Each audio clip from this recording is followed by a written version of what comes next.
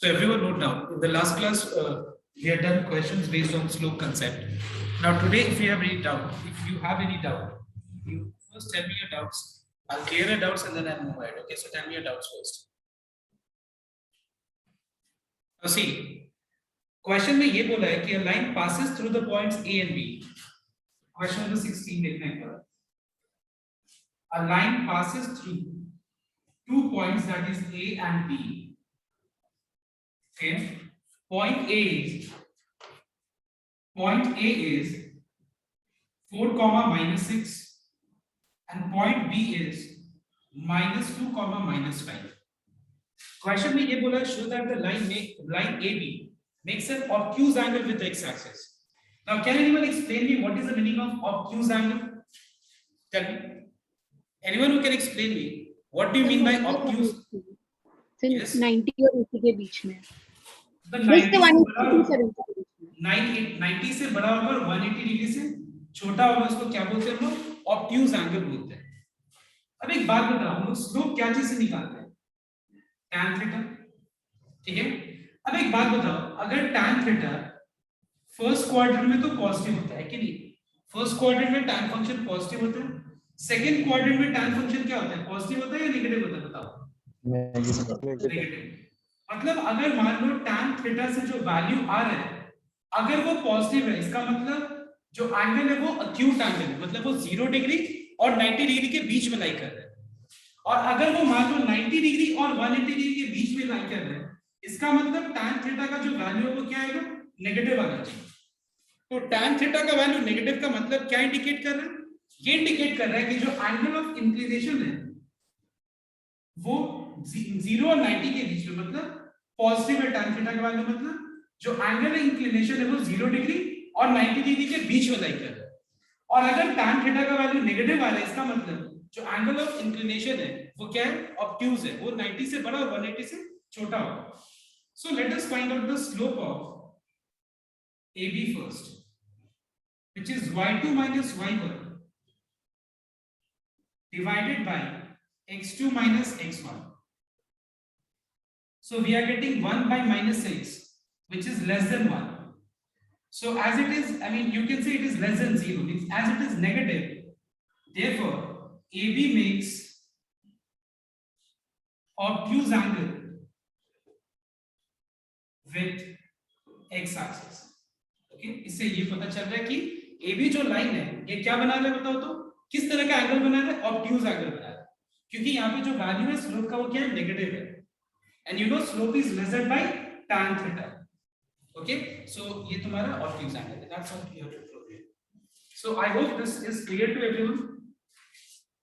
Yes, it is clear to everyone here. किसी का doubt है? अभी भी जिसका डाउट था वो क्लियर हुआ? Next.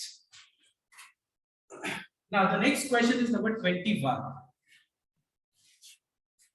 ठीक है, the next question is number 21.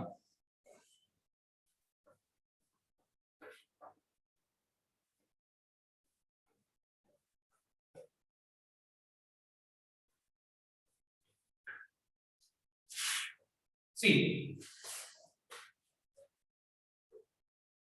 question number 21 में ये बोला जा रहा है that ABC represent the vertices of a triangle ABC.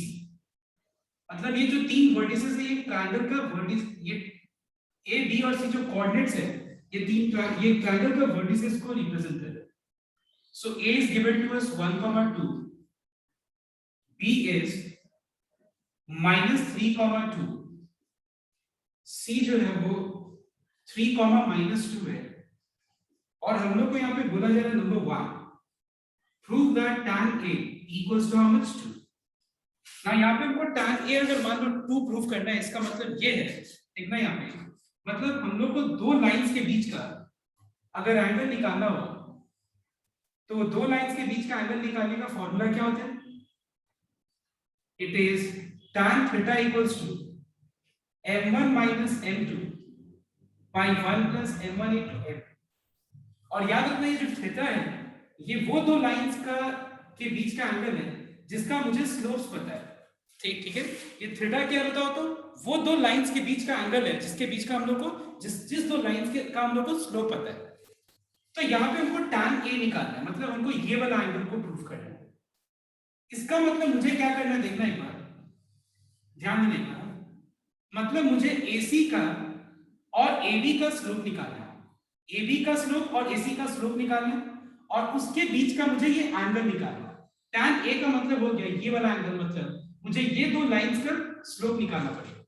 तो सबसे पहले काम करते हैं हम लोग, सारे लाइंस का स्लोप निकालना है। Late us find out the slope of AB, okay, और AB का स्लोप को हम लोग m1 से डिनोट कर देंगे। AB का स्लोप हो जाएगा 2 - 2 divided by -3 - 1, that is 0 by -4, which is 0. Slope of AC निकाल लेते हैं। AC का स्लोप को मान लो हम लोग m2 से डिनोट करें, ठीक है। So it is y2 - y1 by x2 - x1, which is -2. उसके बाद हम लोग स्लोप ऑफ BC निकाल लेते हैं, जिसको हम लोग m3 से डिनोट कर लेते हैं, ठीक है। y2 - y1 by x2 - x1,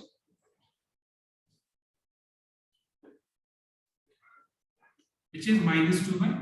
अब देखो यहाँ, अगर मान लो मुझे एंगल A निकालना है, सुना है, अगर मुझे सपोज tan A निकालना है, तो बताओ तो मैं यहाँ पे m1 और m2 के जगह पे, बताओ तो m1 और m2 के जगह पे मैं कौन से दो लाइंस का स्लोप लेना चाहिए यहाँ पे, बताओ।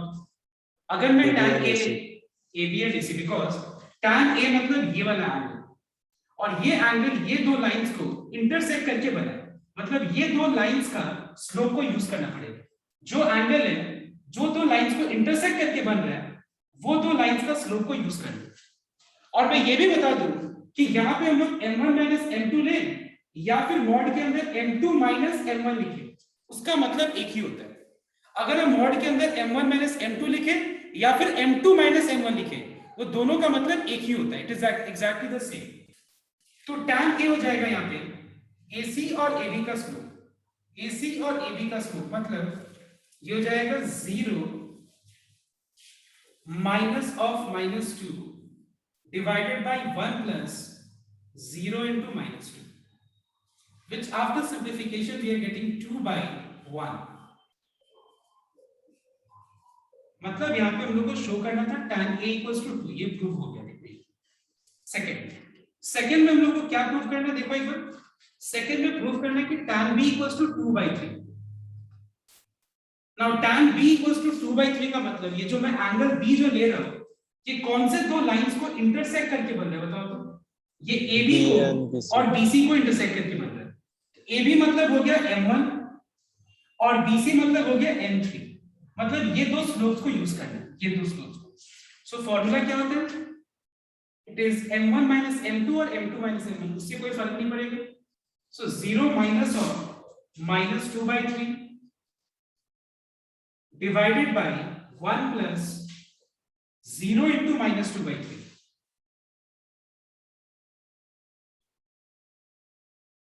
Minus minus plus, so you get 2/3. 0 into any number is 0. 2/3 का मॉड्यूलस क्या हो जाएगा, 2/3. तो tan B equals to 2/3 prove हो गया। उसके बाद यहाँ पे तीसरा पार्ट है tan C। तो सिमिलरली तुम लोग आई थिंक tan C तो निकाल ही सकते हैं, तीसरा वाला पार्ट। तो tan C मतलब ये जो एंगल है, ये कौन से दो लाइंस को इंटरसेक्ट करके बन रहा है, BC को और AC को, मतलब ये रहा BC और ये रहा AC। सो फॉर्मूला हो जाएगा m1 - m2 divided by 1 plus m1 into m2। इसको बस सिंप्लीफाई कर दो, you can. Okay everyone, so this is question number 21। Now you have number 23 and 24. Please copy it out if you want. I mean, किसी को अगर चाहिए ये सब कॉपी करने को तो कॉपी करना पड़ेगा। और 23 नंबर क्या देखना ही पड़ेगा। See, if theta is the angle between the diagonals of the parallelogram, so you have a parallelogram ABCD. Okay, you have a parallelogram ABCD. A, B, CD and theta is the angle between the diagonals. Clear? Show that tan theta equals to 2. तो ये हो गया एक diagonal, ये दूसरा diagonal, और उसके बीच का जो एंगल थीटा है वो हम लोग को शो करना है कि अगर थीटा इन दोनों के डायगोनल्स के बीच का एंगल है तो शो करना है कि tan थीटा इक्वल्स टू 2. हम लोग को प्रूव करना है tan थीटा इक्वल्स टू 2. अब देखो ध्यान से, हम लोग को यहाँ पे चारों वर्टिसेस पता है, which is 0, 2. Then we have 2, -1. Then we have C 4, 0. And then we have the fourth vertex, which is 2, 3. So देखो जो भी हमको दो लाइंस के बीच का एंगल निकालना है वो दो लाइंस का स्लोप भी पता होना चाहिए, जरूरी है. So let us find out slope of AC and let us mark it with M1. So it is y2 minus y1 by x2 minus x1, जो कि -½ है. Now let us find out slope of BD and let me denote it with M2. y2 minus y1 divided by x2 minus x1. So it is 4/0, which is undefined. Keep it 4/0 on. Now we know that tan theta, as theta is the angle between the diagonals. So tan theta क्या होगा? m1 minus m2 by 1 plus m1 into m2. m1 is how much? -½ minus m2, which is 4/0. I think there is some problem in the question. I think okay. ये सब में possible नहीं होगा. नहीं sir, हो जाएगा सर. 4/0 को sir tan 90 ले लेंगे. नहीं तो लेंगे कैसे? ये tan 90 सर -1/2 tan थीटा हो जाएगा, फिर tan A minus B का formula, tan of A minus tan of B. नहीं हम बता रहे हैं.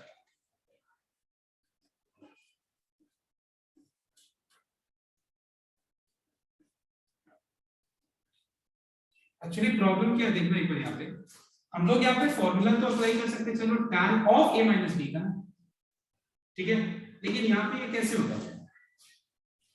how it is possible? Tell me. tan of A minus B का फॉर्मूला होता है tan A minus tan B by 1 plus tan A into tan. लेकिन यहाँ पे कैसे होगा? सर हो रहा है तो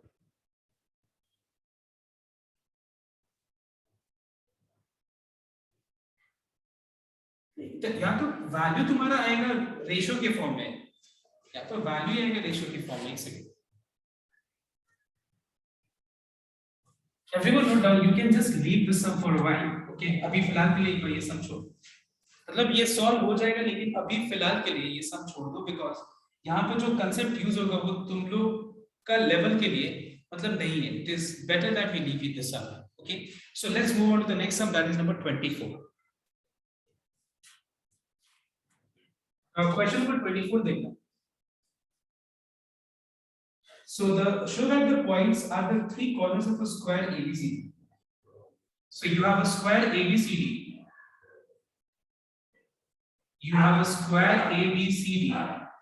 और यहाँ पे हमको उस स्क्वायर का 3 कॉर्नर्स दिया हुआ है, ठीक है, 3 कॉर्नर्स हमको उस स्क्वायर का दिया हुआ है. But हम लोग को फोर्थ कॉर्नर नहीं आता है. Find the slope of diagonal BD. Can you tell me how to find out the slope of diagonal BD? बताओ तो ये इसमें डायगोनल्स का प्रॉपर्टी क्या होता है बताओ. इसमें डायगोनल्स का प्रॉपर्टी क्या होता है बताओ तो. स्क्वायर के अंदर डायगोनल्स कैसे बाइसेक्ट करते हैं बताओ. Perpendicular. Diagonals bisect each other at what? In a square. At right angle. You know that diagonals in a square bisect each other at right angle. इसका मतलब हम लोग क्या करेंगे, देखो BD का स्लोप निकालने के लिए AC का स्लोप को यूज कर सकते हैं. Now how just note down. Suppose मान लो ये दो लाइंस हैं और ये दोनों एक दूसरे से परपेंडिकुलर है, ठीक है. अगर मान लो ये लाइन का स्लोप 2/3 है तो बताओ तो दूसरा लाइन जो इससे परपेंडिकुलर है उसका स्लोप कितना होगा? -3/2. -3/2 होगा. ये तुम लोगों को पता है कि जब दो लाइंस परपेंडिकुलर होता है तो दोनों का स्लोप का जो प्रोडक्ट है वो किसके बराबर होता है? -1 के बराबर होता है। दोनों का स्लोप का प्रोडक्ट किसके बराबर होता है? -1। या हम ये भी बोल सकते हैं डायरेक्टली कि अगर एक का स्लोप k है तो दूसरा का स्लोप उसका reciprocal and change the sign, तभी जाके दोनों का प्रोडक्ट क्या होगा? -1 होगा। तो ठीक वैसे ही अगर मुझे पता है कि AC का स्लोप और BD का स्लोप एक दूसरे से क्या होगा? BD और AC एक दूसरे से परपेंडिकुलर है, तो AC का स्लोप और BD का स्लोप का प्रोडक्ट क्या होगा? -1। तो हम लोग क्या करते हैं देखना एक बार। Let us find out the slope of AC। Okay, let us find out the slope of AC, which is y2 minus y1 divided by x2 minus x1। अगर मान लो AC का स्लोप -3/7 है तो स्लोप ऑफ BD कितना होगा बताओ तो? 7/3। 7/3। BD का स्लोप इसका रेसिप्रोकल और साइन चेंज कर 7/3 हो जाएगा। ठीक है, ये तुम्हारा पहला पार्ट। अब देखो इसके अंदर दूसरा पार्ट क्या है? The coordinates of the fourth vertex. Now can you tell me how to determine the coordinates of the fourth vertex? Yes, anyone?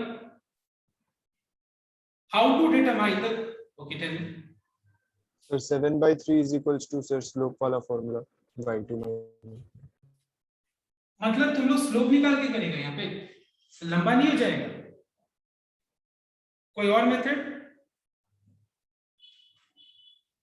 मतलब तुम लोग बोल रहे हैं कि DC का स्लोप और AB का स्लोप निकाल के इक्वल कर दे because they are parallel. This is what you नहीं are sir, saying। Sir BD का स्लोप सर। तो BD का स्लोप से क्या करोगे तुम? मिड पॉइंट या slope? Sir slope sir 7/3 is equals to 1 minus x2 sir उसका जो भी है सर x2 और लेकिन एक इक्वेशन से तो आएगा नहीं, एक इक्वेशन से तो आएगा नहीं। ओ हाँ सर, वो हम बोल रहे। सो एक बात बताओ तुम लोग, यहाँ पे x1 y1 निकालने के लिए ज्यादा बेटर क्या होगा बताओ तो? अच्छा, diagonals bisect each other at क्या होता है बताओ तो? Right angle. क्या स्क्वायर के अंदर diagonals bisect each other at right angle होता है? क्या स्क्वायर के अंदर diagonals bisect each other at right angle होता है? बताओ यस और नो। Yes sir. स्क्वायर में डायगोनल्स राइट एंगल पे बाइसेक्ट नहीं होता है? होता है श्योर? सर। होता है सर। होता है सर। ये भी तुम्हारा यहाँ पे भी स्क्वायर में भी डायगोनल्स राइट एंगल पे बाइसेक्ट करता है, सॉरी बाइसेक्ट भी करता है और राइट एंगल पे बाइसेक्ट करता है, दोनों डायगोनल्स। तो हम लोग यहाँ पे क्या कर सकते हैं देखना एक बार। हम लोग AC का स्लोप निकाल सकते हैं, I mean sorry mid point. We know that mid point of AC will be equals to midpoint of B। Actually ये मेथड बहुत लंबा हो जाएगा, जैसे कि स्लोप को इक्वलाइज करके बहुत बड़ा हो जाएगा ये वाला तरीका। AC का मिड पॉइंट निकालना है 7 + 0 divided by 2, 6 + 3 divided by 2, और यहाँ पे BD का मिड पॉइंट निकालो 1 + y1 by 2। ठीक है, उसके बाद एक बार इसको इक्वलाइज करके सॉल्व करो। चलिए एक बार सॉल्व करना है इसको।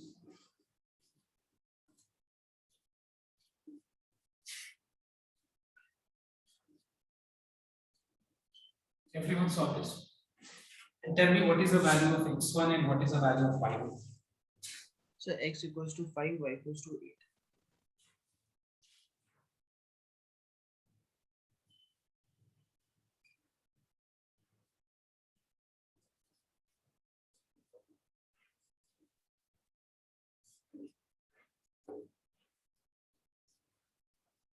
So the value of x1 is 5 and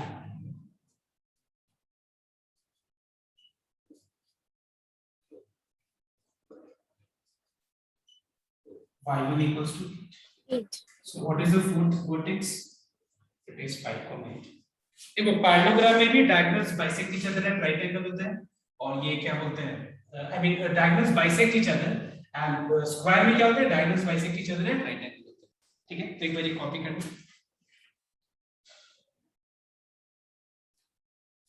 ठीक है, कॉपी करेंगे।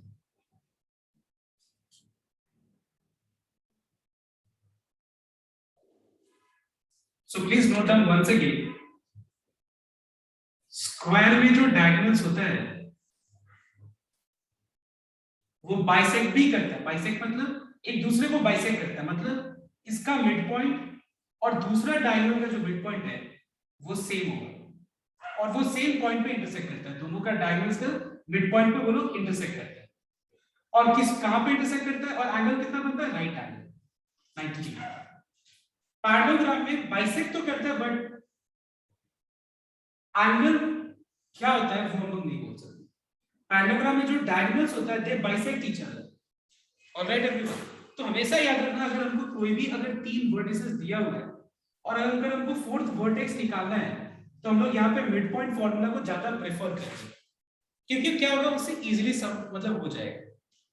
ठीक है, सेम यहाँ पे हम लोग क्या कर सकते हैं, मिड पॉइंट फॉर्मूला लगा के हम लोग कोई भी फोर्थ वर्टेक्स निकाल सकते हैं instead of applying the concept of slope. अब देखो हम लोग ऐसा करेंगे कि जैसे कि हम लोग ने स्लोप्स कर लिया, ठीक है, तो एनसीईआरटी का तुम्हारा एक एक्सरसाइज हो जाए, पहला एक्सरसाइज, लेकिन इसमें कुछ ऐसा सम्स है जो तुम लोग से मतलब थोड़ा प्रॉब्लम होगा सॉल्व करने। And the questions are, everyone mark the questions. जैसे यहां से अगर एक्सरसाइज 10.1 निकालो सब कोई, everyone take out NCERT book exercise 10.1। Everyone take out NCERT book exercise 10.1 और देखो यहां पे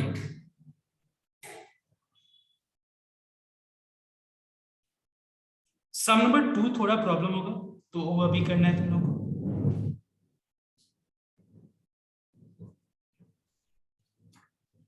उसके बाद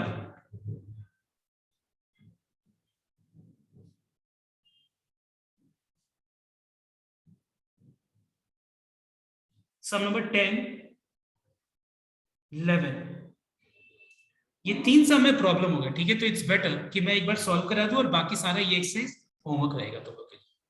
ठीक है, so let us begin from sum number 2, because मैं चाहता हूं कि हम लोग जो कर रहे हैं वो पूरा का पूरा कंप्लीट हम लोग करके आगे बढ़े, so that you not face any problem. जैसे कि तुम लोग का आज का क्या होगा होमवर्क कि 10.1 पूरा करके कंप्लीट, ठीक है, पूरा कंप्लीट करेगा 10.1। ओके,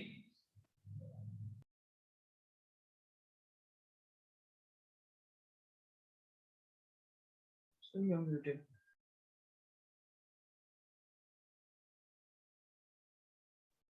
सॉरी, मैं एक बार एक्सरसाइज 10.1 का सम नंबर 2 एक बार मैं एक्सप्लेन कर देता हूं। ठीक है, ध्यान देना, NCERT exercise 10.1 sum number 2, please everyone note down. See everyone, the base of an equilateral triangle with side 2a lies along the y-axis such that the midpoint of the base is at the origin। मतलब हम लोग जो equilateral triangle का बात कर रहे हैं उस इक्विलैटरल ट्रायंगल का जो साइड है वो क्या है बताओ तो एक बार? 2a है। ठीक है, 2a। So once again note down, the base of an equilateral triangle with side 2a lies along the y-axis. Base lies along the y-axis.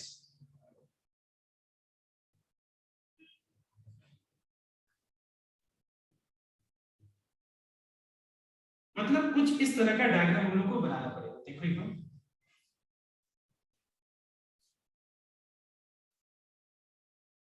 या तो ऐसा डायग्राम बना सकते हैं या फिर हम फिगर ऐसा बना सकते हैं। ठीक है, कोई एक फिगर हम लोग बनाते हैं। पहले एक बार ये figure, so suppose this is an equilateral triangle, let us mark it as A, B and C। देखो, as per the instruction given in the question, it is written that the base of an equilateral triangle lies along y-axis।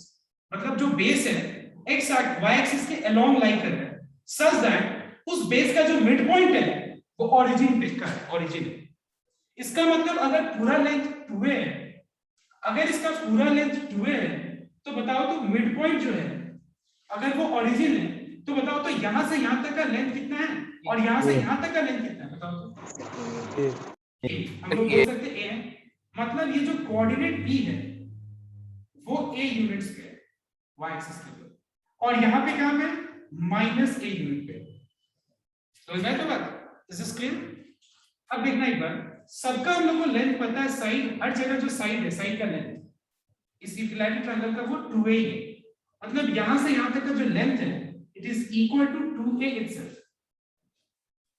Now can anyone tell me what is coordinate B, vertex B, anyone? What is vertex 0, B and what is y. vertex C?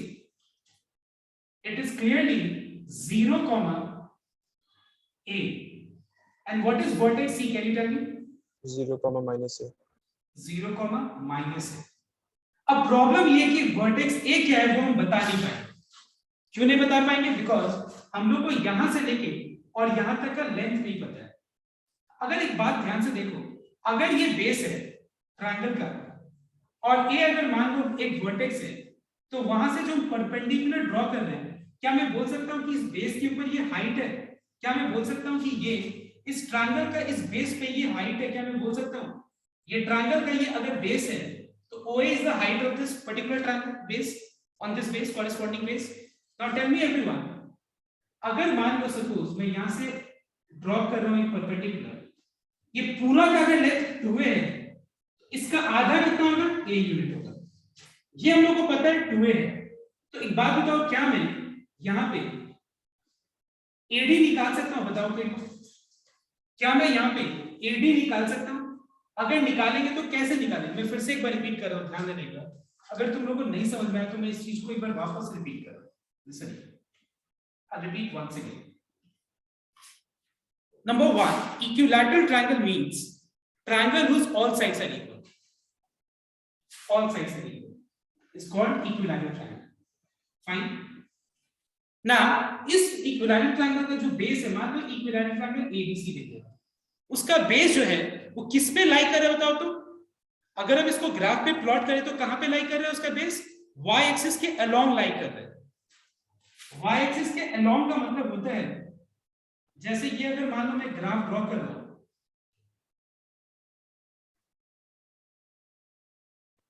xy plane अगर मैं draw करूं, तो अगर मान लो base y axis के along है, तो ये भी मुझे बताया गया है कि जो उसका जो बेस का जो मिड पॉइंट है वो ओरिजिन पे, मिड पॉइंट ओरिजिन पे, और अगर टोटल लेंथ 2 है, इसका मतलब इसके ऊपर का जो पार्ट है और इसके जो नीचे का जो पार्ट है, पोर्शन, ठीक है, ये और ये जो पोर्शन है ये क्या है बताओ तो? a यूनिट, और ये क्या है? Minus a unit. ठीक है,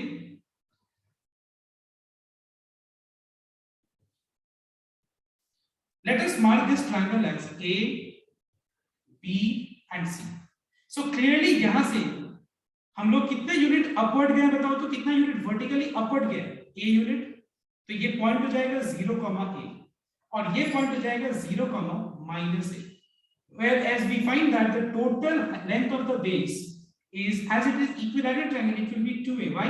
Because ये भी लेंथ a है और ये पोर्शन का भी लेंथ a है, तो a प्लस a कितना हो जाएगा? अब बात ये कि हम लोग a नहीं बता पाएंगे। a जानने के लिए हम क्या करेंगे? हम a से एक परपेंडिकुलर ड्रॉ कर दे रहे हैं, जो कहां पे मीट करेगा बताओ तो? उसका मिड पॉइंट पे मीट करेगा, ऑपोजिट साइड का मिड पॉइंट पे मीट करेगा।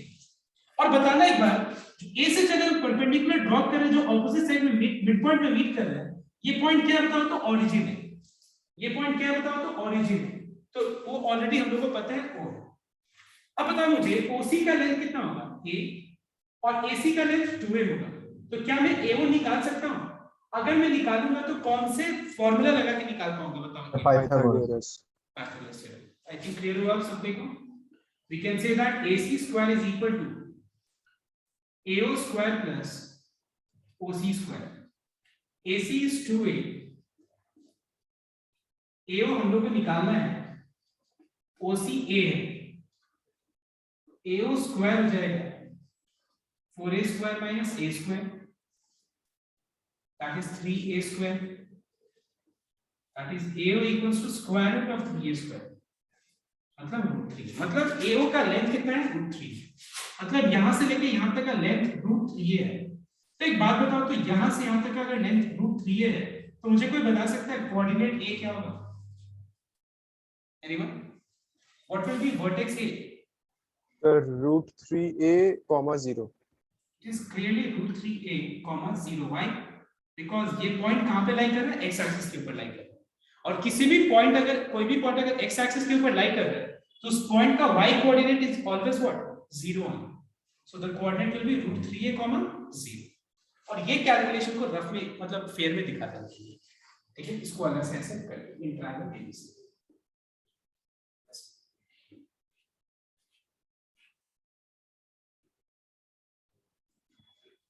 You must show this part.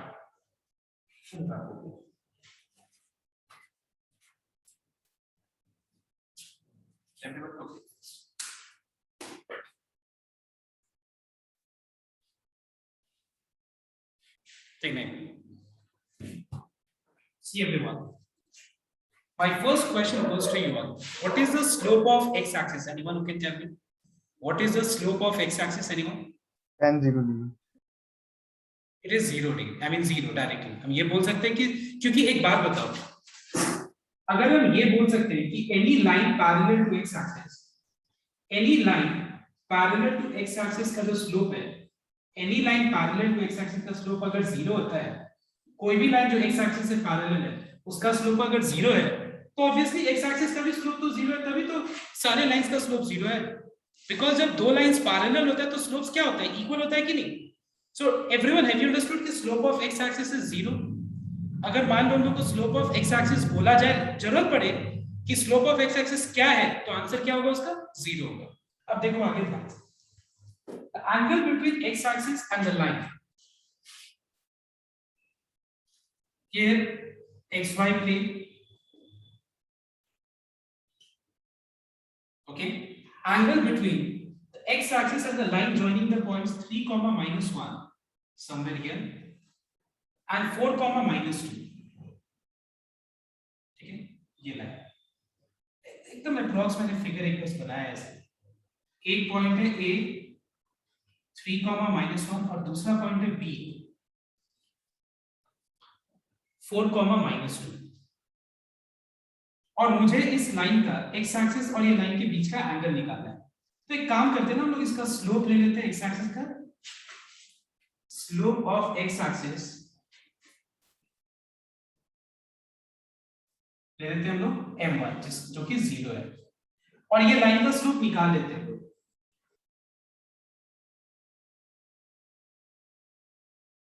m2 ले लेते हैं, which is y2 - y1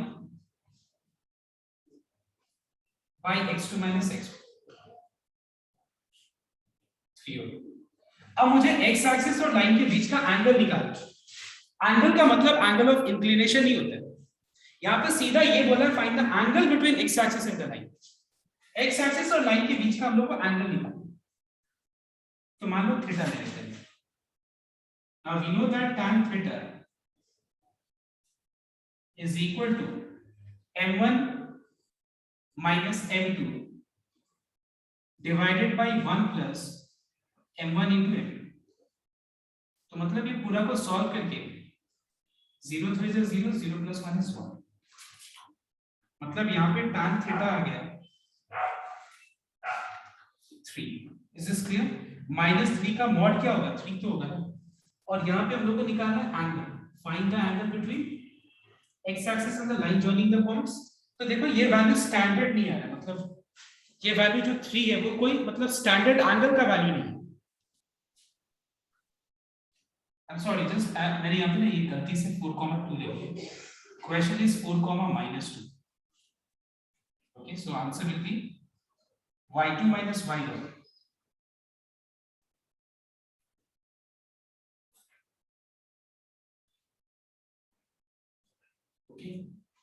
by x2 - x1।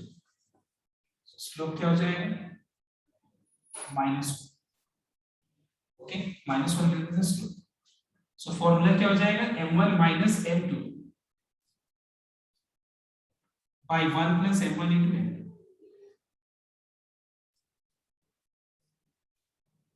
Solve होके कितना आएगा, 1 by 1 which is how much, 1। अब बताना एक बार, ये 1 जो है tan के किस एंगल का वैल्यू बताओ तो, 1 tan के किस 45, tan 45, राइट? tan 45 डिग्री क्या होता है? 1 होता है. If we compare the value of theta is 45 degree. तो ये अगर एंगल 45 डिग्री है तो ये दूसरा एंगल कितना होगा? 135. आंसर शायद 2 होना चाहिए. अगर हम देखें एक्स एक्सिस के रिस्पेक्ट में तो एंगल्स तुम्हारा find the angle between x axis and the line. तो यहाँ पे हम एंगल एक्स एक्सिस और लाइन का ये भी बोल सकते हैं और हम ये वाला भी बोल सकते हैं, ये वाला भी बोल सकते हैं. तो दोनों एंगल्स निकाल देना बेटर है. And the other angle is 135 degree. And the obtuse angle. Obtuse angle is 135. ये तो पता है ना सबको कि अगर मान लो सपोज ये लाइन है, सपोज लेट्स से कि ये लाइन है, ये एंगल अगर मान लो 35 डिग्री है तो ये वाला एंगल क्या होगा? Remaining angle. क्योंकि ये पूरा 180 डिग्री है तो रिमेनिंग एंगल क्या होगा बताओ तो? 145 डिग्री. तो वैसे ही ये एंगल अगर 45 डिग्री है तो दूसरा एंगल कितना होगा? 135. ठीक है. You must write down both the angles. Okay, ऐसे लिखना चाहिए तुम लोगों को. पता है क्या? acute angle equals to 45 degree, obtuse angle equals to 135 degree. This is appropriate. मतलब ये ज्यादा परफेक्ट आंसर. ठीक है, कॉपी करो. Listen here everyone. Suppose mod x का वैल्यू 3 है. x का ऑल पॉसिबल वैल्यूज क्या होगा? कोई बता सकता है? For which this equation will be -3 and +3. It is -3 and +3 because mod के अंदर जो x है, x की जगह अगर हम -3 लगाएंगे तो भी इसका आंसर +3 के बराबर होगा और 3 का mod का आंसर भी 3 के बराबर होगा. Alright everyone. So that's why अगर हम इस तरह का कोई भी हम इक्वेशन सॉल्व करें जहां पे मॉड्यूलस है तो जब मॉड हटेगा तो क्या लगता है बताओ तो? प्लस माइनस लग जाता है. कोई एक तरफ, कोई एक साइड क्या करेंगे हम लोग? प्लस माइनस लगा देंगे. अब देखो ये वाला सब एक बार ध्यान से नोट करो. सम नंबर 11 देखना है. See, first of all, you have got two lines.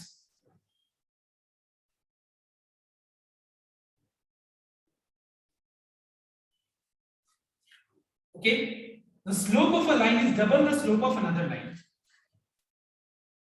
Let us assume that the slope of this line is k, and if m2 is the slope of the other line, can you tell me what will be the slope of the other line? Okay. जो यहाँ पे दिया हुआ instruction, उस instruction के हिसाब से अगर इस लाइन का स्लोप मैंने m1 k लिया है तो m2 का वैल्यू क्या होगा? कोई बता सकते हैं? 2k. 2k हो जाएगा. डबल, डबल मतलब जो भी है उसका ट्वाइस कर दो. और उन दोनों के बीच का एंगल को यहाँ पे थीटा से डिनोट किया जा रहा है. देखो लिखा हुआ है tangent of an angle between them. Sorry, theta नहीं, ऐसे हम लोगों ने अपने से थीटा ले लिया. लेट, और क्या लिखा हुआ है देखना एक बार. लिखा हुआ है कि tangent of an angle between them. tangent मतलब tan, angle between them मतलब ये थीटा लिया मैंने. It is equal to how much? It is equal to 1/3. अगर ये कंडीशन है तो दोनों लाइन का स्लोप्स निकालो, ये बोला जा रहा है सब. Now tell me everyone, जो tan थीटा का जो वैल्यू 1/3 क्या है बताओ तो?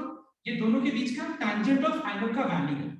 तो बताना एक बार कि दोनों लाइंस का स्लोप और उसके बीच का एंगल का रिलेशनशिप वाला फॉर्मूला कौन सा है? दोनों लाइंस के बीच का स्लोप और दोनों के बीच का जो एंगल है उसके बीच का रिलेशनशिप क्या है?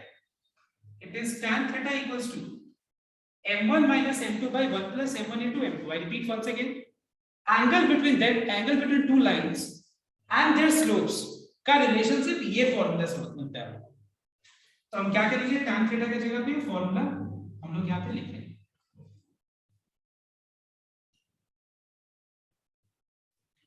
Now put the value of m1 which is k, the value of m2 which is 2k,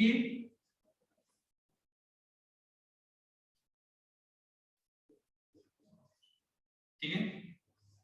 ये हो जाएगा -k by 1 plus 2k square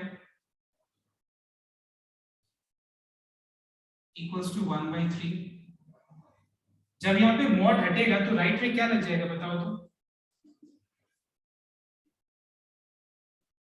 जब मॉड हटेगा तो राइट में क्या लग जाएगा, प्लस माइनस, अभी मैंने बताया था, ठीक है। इधर minus k by 1 plus 2k square equals to 1/3 और minus k by 1 plus 2k square is minus 1/3। इसको सॉल्व करके k का वैल्यू निकालो, माइनस माइनस कैंसिल हो गया,